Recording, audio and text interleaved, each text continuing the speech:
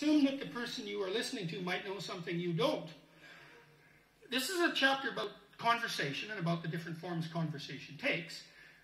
And it's a chapter about humility, and it's a chapter about listening. And the humility element is, it took me a long time to understand why there's religious injunctions supporting humility, to even understand what the word really meant in that sort of technical sense. And it means something like this. It means what you don't know is more important than what you know. And that's a lovely thing to... Then what you don't know can start to be your friend, you see. People are very defensive about what they know, and for the reasons we've already discussed. But the thing is, you don't know enough. And you can tell you don't know enough because your life is not what it could be, and neither is the life of the people around you. You just don't know enough.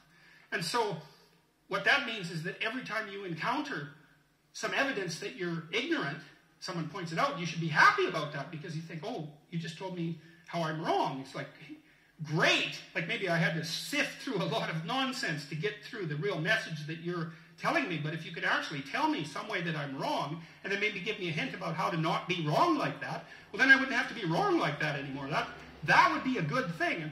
And you can embark on that adventure by listening to people. And if you listen to people, they'll tell you amazing things if you listen to them. And many of those things are little tools that you can put in your toolkit, like Batman, and then you can go out into the world and use those tools, and you don't have to fall blindly into a pit quite as often. And so the humility element is, well, do you want to be right, or do you want to be learning? And it's deeper than that. It's, do you want to be the tyrannical king who's already got everything figured out, or do you want to be the continually transforming hero, or fool for that matter, who's getting better all the time? And that's actually a choice, you know. It's a deep choice. And it's better to be the self-transforming fool who's humble enough to make friends with what he or she doesn't know and to listen when people talk. And listening is a transformative exercise. Like if you listen to the people in your life, for example, if you actually listen to them, they'll tell you what's wrong with them and how to fix it and what they want. They can't even help it if you start listening, because people are so shocked if you actually listen to them that they tell you all sorts of things that they might not have even intended to, things they don't even know. And then you can work with that.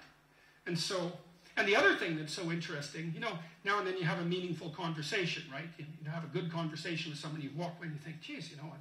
We really connected, and I know more than I did when I came away from that conversation. And during the conversation, you're really engrossed in it. And that feeling of being engrossed is a feeling of meaning. And the feeling of meaning is engendered because you're having a transformative conversation. So your brain produces that feeling of meaning for you. It says, oh yeah, this is exactly where you should be right here and now. It's the right place and time for you. And that's a great place to occupy. And so a good